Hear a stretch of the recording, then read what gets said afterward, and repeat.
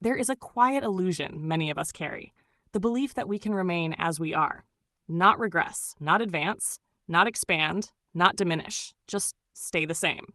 But this is impossible. Why? Because everything that is healthy grows, and everything that grows changes in size, in structure, in expression, in capacity, or in essence itself. To be alive is to be in motion. To exist in time is to undergo transformation. Number 1. The law of living things. In biology, growth is the mark of vitality. A tree does not debate whether to extend its roots. A child does not choose whether to outgrow their shoes. Cells divide, muscles adapt, minds expand. Stagnation in living systems is not neutrality, it is decline. Even at the atomic level, matter vibrates. Even stars expand and collapse. Even civilizations rise and fall.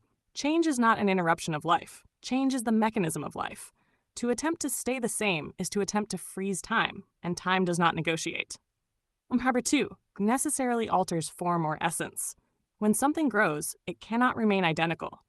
Growth alters form, its shape, structure, scale; function, its capabilities and limitations; essence, its identity and character, if growth is misdirected. Consider iron forged into steel. The material remains iron-based, yet its strength, composition, and durability are transformed. Consider the mind exposed to new knowledge. It cannot unknow what it has learned. It must reorganize itself. Growth rearranges reality. Sometimes the change is quantitative, more size, more knowledge, more influence. Sometimes it is qualitative, better understanding, deeper character, stronger integrity. But it is never static. Measure 3. What should not change? If growth guarantees change, does that mean everything must change? No. There is something that must remain constant. Principle. Principles are the catalysts of transformation. Natural law does not change when a tree grows taller. Gravity does not change when a bridge expands across a river. Mathematics does not change when architecture becomes more complex. The principle determines the nature of the outcome. If growth is guided by sound principles, integrity, discipline, balance, justice, then expansion preserves identity while increasing capacity. If growth is guided by impulse, greed, or disorder, then expansion distorts essence. This is why two people can both grow, yet one becomes refined while the other becomes corrupted. The difference is principle. 4. Expansion and contraction. Growth is not always enlargement. Sometimes growth is contraction. Muscles tear in order to rebuild stronger.